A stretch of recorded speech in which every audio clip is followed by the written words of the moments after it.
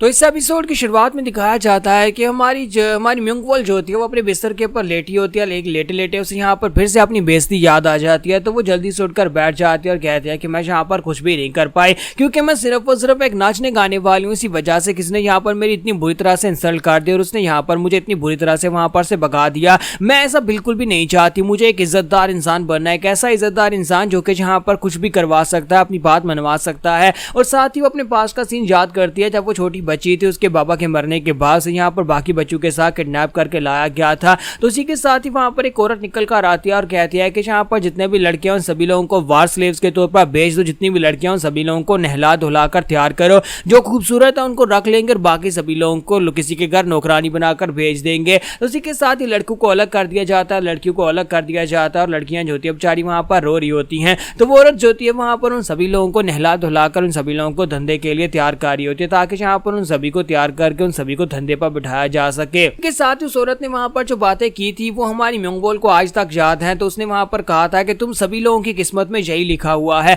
बेचे जाना, फेंके जाना और जहां पर तुम्हारा इस्तेमाल होने के बाद तुम्हें फेंक दिया जाता है। तो ये बातें उसने वहां पर कही थी। तो म्यूंगवॉल को ये बातें बड़ी अच्छी तरह से याद है। म्यूंगवॉल कहते हैं कि मैं वो नहीं बनना चाहती जिसे यहाँ पर इस्तेमाल करके फेंक दिया जाए या फिर बेच दिया जाए, जिसके जिस्म को नोच नोच कर खाया जाए। मैं ऐसी औरत बिल्कुल भी नहीं बनना चाहती, बल्कि मुझे वाकई में किंग बनना है, जिसकी लोग इज्जत करें और जिसके सामने लोग घुटने टेकें। और साथ ही वो कहते हैं कि सुबह मैं यहाँ पर दोबारा गवर्नमेंट ऑफिस में जाऊंगी, जाकर मंत्री जी से बात करूंगी कि मेरे साथ किसी ऐसे को भेजें जो कि जाकर उस जगह को खाली करवा सके। मैं उस प्रॉपर्टी को इतनी आसानी से कैसे जाने दे सकती हूँ? उस प्रॉपर्टी को हासिल करने के लिए मैंने बहुत ज्यादा मेहनत की है और वो प्रॉपर्टी मेरे लिए बहुत ज्यादा जरूरी है। अपने अगले प्लान को सक्सेसफुल बनाने के लिए उस प्रॉपर्टी के ऊपर कब्जा करना बहुत ज्यादा जरूरी है। ये मेरे लिए जरूरी है और मेरे लोगों के लिए जरूरी है, चाहे कुछ भी हो जाए, चाहे मुझे जहां पर इसके लिए कातिल क्यों ना बनना पड़े। अगर मुझे किसी को मारना पड़ा तो मैं किसी कमीने को खुद अपने हाथों से मार डालूंगी, लेकिन मैं ये करके रहूंगी। मैं कोई बच्ची नहीं रही जो कि यहाँ पर किसी की बातें सुनकर डर कर वापिस आकर बैठ जाऊंगी। अब ऐसा बिल्कुल भी नहीं होगा। तो उसी के साथ उसकी खिड़की खुलती है और वहां पर से हमारा मांझी अंदर आता है।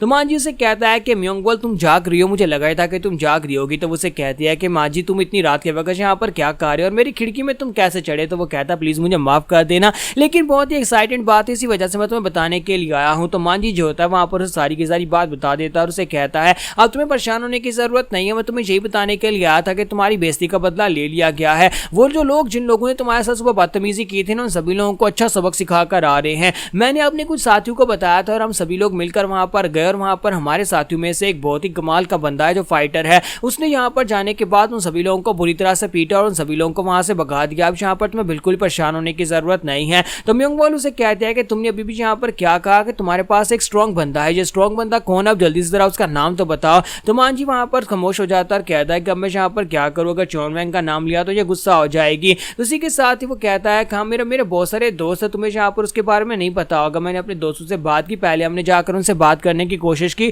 लेकिन उन लोगों ने बातें नहीं मानी और तुम्हारी तरह जैसे तुम्हारे पर अटैक किया था वैसे ही मेरे दोस्त के ऊपर अटैक किया, तो मेरे दोस्त ने उन सभी लोगों को पीट दिया। तो ये बात सुनने के बाद म्यूंगवॉल उसे कहती है कि अच्छा ये बात है, मैं तो यहाँ पर अपने लोगों को अपने साथ लेकर जाने वाली थी कि वहां पर सुबह के वक्त जाऊंगी और जाकर दोबारा उनसे बात करूंगी। अच्छा ठीक है, अब जाओ, मैं आराम से सोना चाहती हूँ। अब जबकि ये प्रॉब्लम हल हो चुकी है तो फिर मैं आराम से सो सकती हूँ। यहाँ पर से नेक्स्ट सीन जो होता है हमें चोनवैंग का दिखाया जाता है कि बुढ़ा मास्टर हान रियांग जो होता है वहां पर चारों लड़कियों के साथ अंदर मजे करने के बाद जब बाहर निकलता है तो बाहर आने के बाद देखता है कि चोनवैंग उसकी झोंपड़ी के बाहर ही बैठा होता है। तो वहाँ चोनवैंग जो होता है वहां पर उसे कहता है तो फाइनली तुमने यहाँ पर अपने मजे कर ही लिए, बताओ अंदर क्या कर रहे थे? मास्टर हान रियांग उसे कहते हैं कि मेरे जैसा बुढ़ा बंदा क्या ही करेगा, हम लोग बस बातें कर रहे थे, फिर साथ ही हम लोगों ने साथ ही बहुत सारे गिलास पिए और उसके बाद लड़कियां पीकर टल्ली हो गई। जरा तुम्हारी तरफ तो देखो, तुम जिस तरह से यहाँ पर आकर बैठे हुए हो लगता है कि तुम अपनी फाइट को जीत कर आए हो। तो हमारा चोनवैंग उसे कहता है कि हाँ मैं यहाँ पर फाइट को जीत कर आया हूँ, लेकिन ये बहुत ज्यादा मुश्किल फाइट थी। तो उसे कहता है कि हाँ तुम्हें देखकर ही पता चल रहा है कि ये फाइट बहुत ज्यादा मुश्किल थी। तो चोनवैंग कहता है कि मास्टर अगर वहां पर मांझी नहीं होता तो फिर तो उस बंदे ने मुझे मार ही डाला था, मैं मरने वाला था कि मांझी ने वहां पर आकर मेरी मदद कर दी, जिसकी वजह से मैं बच पाया हूँ। और साथ ही हमारा चोनवैंग कहता है लेकिन मास्टर ग्रेट बुड्ढा पाम टेक्निक जो तुमने मुझे सिखाई है वहां पर उन लोगों के ऊपर काम नहीं कर रही थी।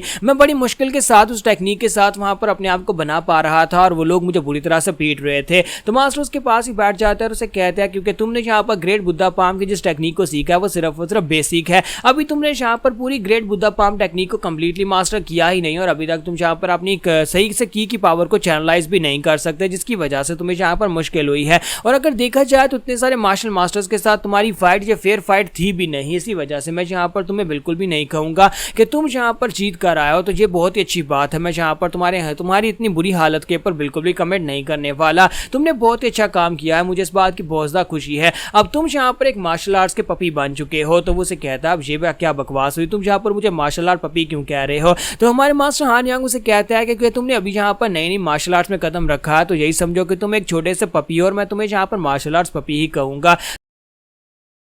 तो इसी के साथ ही नेक्स्ट सीन जो होता है अगले दिन का दिखाया जाता है, जब हमारी म्योंगवॉल जो होती है अपने साथ वहाँ पर जेंगा को भी लेकर आती है और साथ ही यहाँ पर बाकी के सोल्जर्स को भी लेकर जगह के ऊपर पहुँचती है। जब वो प्रॉपर्टी के ऊपर पहुँचते हैं तो वहाँ पर जितने भी यंग मास्टर्स होते हैं वो सारे के सारे भाग कर जा चुके होते हैं। तो जेंगा कहती है क्या वाकई में यही वो जगह है जहाँ पर तुम लोगों के ऊपर अटैक हुआ था। तो कैप्टन बू से कहता है कि हाँ, कल रात हमारे पास यहीं पर अटैक हुआ था। वो सभी यंग मास्टर्स होते हैं उन लोगों ने हमारा काफ़ी ज़्यादा बुरी तरह से मजाक भी उड़ाया, इसी वजह से हम तुम्हें यहाँ पर अपने साथ लेकर आए कि मैं अकेले उनको नहीं संभाल पाऊंगा। तो म्योंगवॉल कहते हैं लेकिन अब तो यहाँ पर कोई भी नहीं है, सभी लोग यहाँ से जा चुके हैं। हमारी म्योंगवॉल को तो यहाँ पर समझ आ गई थी कि रात के वक्त जब मांजी उसे बताने के लिए आया था तो ये सब कुछ से पता है किसने किया है। तो वो कहती है कि आज यहाँ पर वो सब कुछ कर क्या रहा है, क्या वो यहाँ पर एक भाई बनने की कोशिश कर रहा है। इतने सालों के बाद वापस आने के बाद उसे लगता है कि वो ये सब कुछ करेगा और मैं उसे माफ कर दूंगी और कहूंगी कि आ जाओ भाई मेरे गले लग जाओ। ऐसा उसके साथ कुछ भी नहीं होने वाला, अगली बार जब मुझे मिलेगा तो मैं उसे भगा दूंगी। तो इसी के साथ ही म्योंगवॉल जो होती है अपने लकड़हारों से कहती है तो मिस्टर कारपेंटर क्या अब यहाँ पर काम शुरू किया जा सकता है।